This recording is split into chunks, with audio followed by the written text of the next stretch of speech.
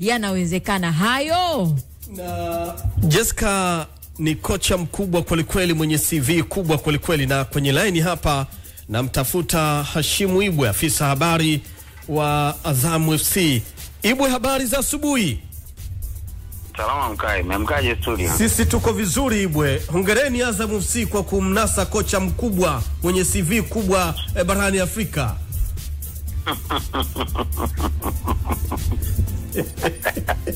Mbona unacheka Ibwe? Hizo umezitoa wapi? Ni katika harakati tu za kuendelea kudukua Ibwe. Mimi narudi kwenye maudhui pengine ya kipindi chenu jana. Naam. Naungana na Father Jeffrey Akamanda kwamba kila binadamu ana namna yake ya kuishi, kila binadamu ana namna yake ya kufikiri. Unaweza ukapendwa, unaweza usipendwe. Kwa hiyo pia kila mtu ana namna yake anaweza kuwaza. Kwa hiyo ni mawazo huru, sisi wala hakuna tatizo lolote na watu kufikiria hivi. Lakini tunashukuru pia kwamba wanatuombea mema. Naam, lakini Ibwe, mpo kwenye mpango na kocha Ibenge katika kuhakikisha kwamba anakuja kuvaa viatu vya Rashid Taus? Hapana, kwa sasa hapana, kwa sababu sisi tunaye mwalimu Rashid Taus, yuko na bench lake na anafanya kazi nzuri so far, ijapokuwa raundi ya pili haijawa nzuri sana kwetu, lakini ni vizuri kwanza kuheshimu kile ambacho anakifanya mwalimu. Na kila kitu kinakwenda kama vile ambavyo alikubaliana na management. Tuna focus na mechi ambayo inakuja kesho. Actually ndani ya dakika kama 45 kutoka sasa tutakuwa pale NBC HQ Posta kwa ajili ya mkutano na wanahabari kuelekea hiyo mechi. Sijui kama wenzetu wameshafika, lakini tunachojua sisi mechi tutacheza kesho na inshallah tutakuwa na wakati mzuri. So far mwalimu wetu anafanya kazi yake na sisi tunaheshimu programu yake na kila kitu kiko sawa. Lakini sisi tunakubaliana mwishoni mwa msimu Tausi mnaachana naye, si ndio? Pana, siwezi kusema kitu kwa sasa kwa sababu ni lazima wazungumze wenyewe ambao wanasimamia timu. Hapa na wazungumza viongozi wa juu.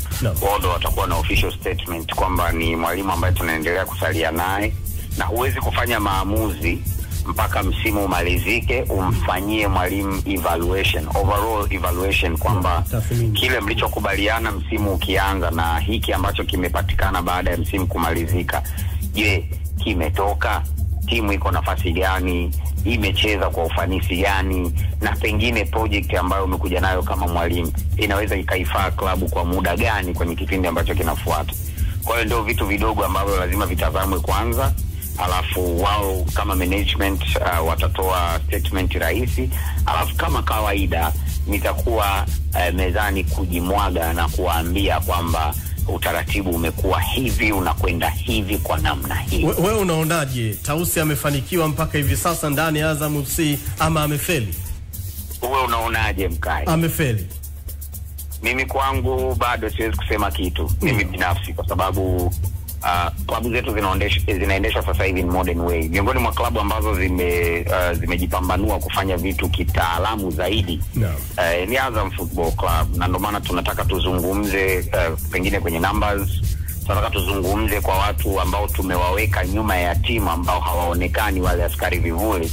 Watuambie kwamba project aliyokuja nayo mwalimu na sisi mkatukabidhi tufanye follow up ni hii hapa. Kwa mujibu wa taarifa tuliokuwa nayo sisi na assessment ambayo tumeifanya, mwalimu hajafikia malengo, au mwalimu amefikia lengo, au mwalimu amefika angalau 75% ya lengo. Kwa hiyo bado tunahisi tunaweza kuendelea naye, tukaendelea kutoa nafasi. Kwa hiyo hiyo ni jambo ambalo tunasubiri pia wataalamu wetu wa evaluation watuambie baada ya msimu kamili. Natamani nami pia niwe katika jopo hilo, kwa sababu kwa haraka tu Ibwe, msimu uliopita mlimaliza nafasi ya pili na mlicheza finali ya CRDB Federation, lakini msimu huu mmetolewa mapema sana kwenye CRDB Federation Cup, lakini pia kwenye ligi kuu huku nafasi ya pili naweza kusema hapana, ya tatu mnaweza mkatoa.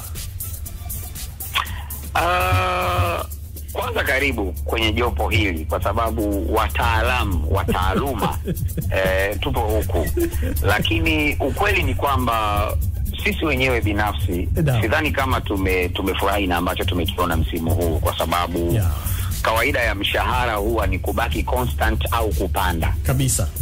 Huwa ukishuka umeshuka kwa makubaliano maalum, lakini nature ya kazi ofisi zetu ni kwamba mshahara upande au ubaki vile ulivyo no matter what.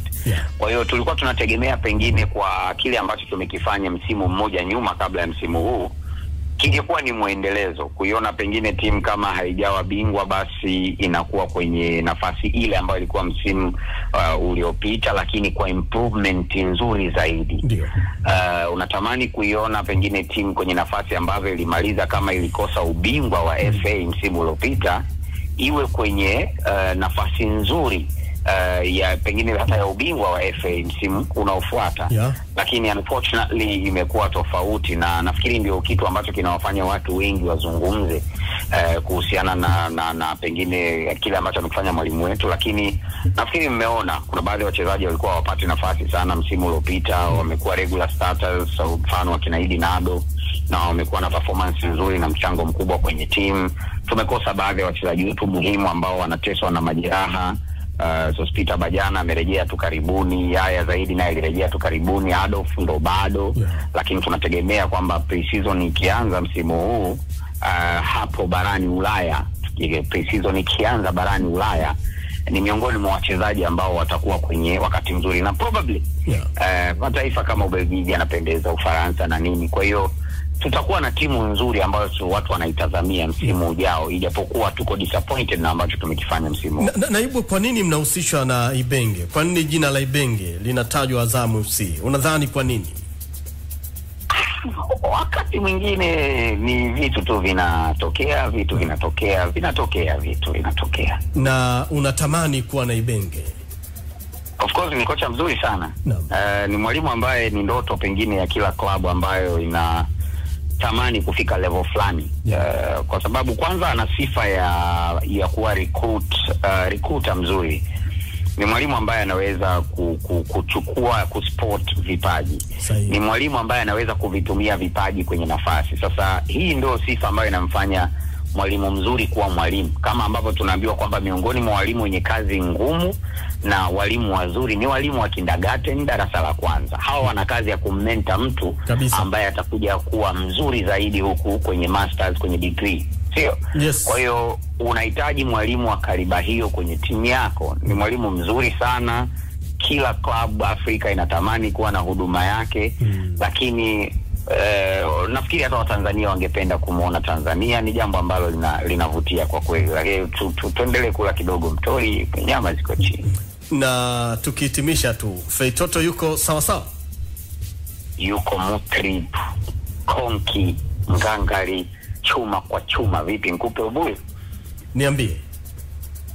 Tuishie hapo kwa leo. Na kijana Msindo naye yuko sawa sawa? Mutrip, chuma, Ngangari, nikupe ubuyu? Hujaipata hiyo, manake mnyama pia anammezea mate huyo.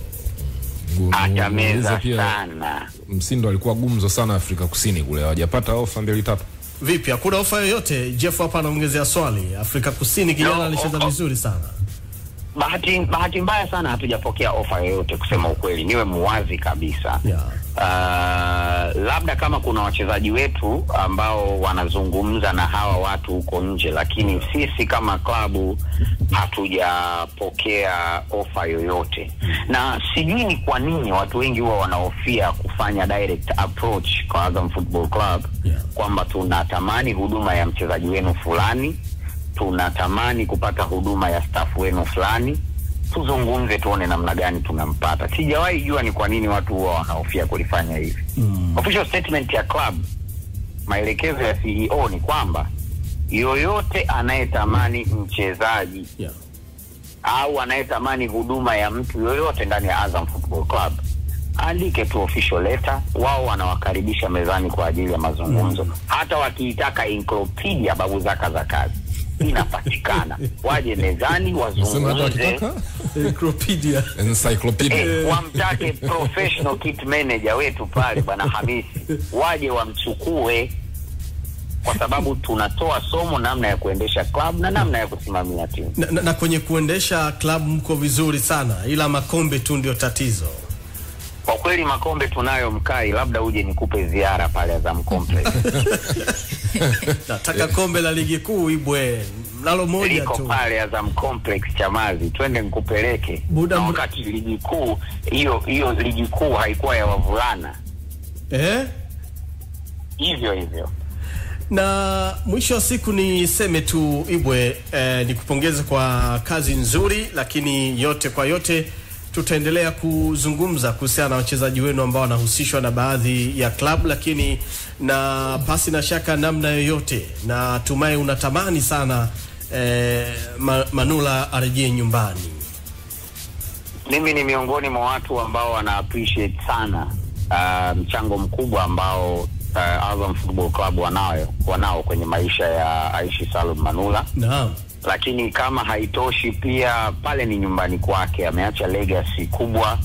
Kama unakumbuka, alikuwa mlinda mlango, miongoni mwa walinda mlango wakati klabu inatoa taji lake la mwisho la ligi kuu. Yeah. Kama ikimpendeza Mungu, ikiwapendeza matajiri, mimi binafsi ningefurahi kumuona Aishi Salum Manula akiwa pale. Lakini sasa hivi kama timu, mambo haya yanaendelea kufanyika chini ya usajili, ambayo tayari mwalimu ameshatoa mapendekezo pamoja na idara yetu ambayo inahusika na masuala haya ya scouting. Yeah. Wamesha propose hivyo vitu kwamba tunatamani mchezaji fulani tuwe nao kwenye team. Lakini sisi watendaji wengine tuliko baki, yeah, ni kwamba tunaendelea kuweka focus kwenye mechi yetu ya kesho dhidi ya Tabora. Haitakuwa mechi rahisi. Hivi wamefika? Tutazungumza taarifa zilizoko hawajafika bado. Au tumuulize Mkomwa. Tutazungumza na Mwagala hapa. Wala usiwe na shaka Ibwe. Basi kweli nakushukuru sana, kama sio kukushuruku sana. Basi sawa Ibwe. Crown Media. Hapa ni nyumbani.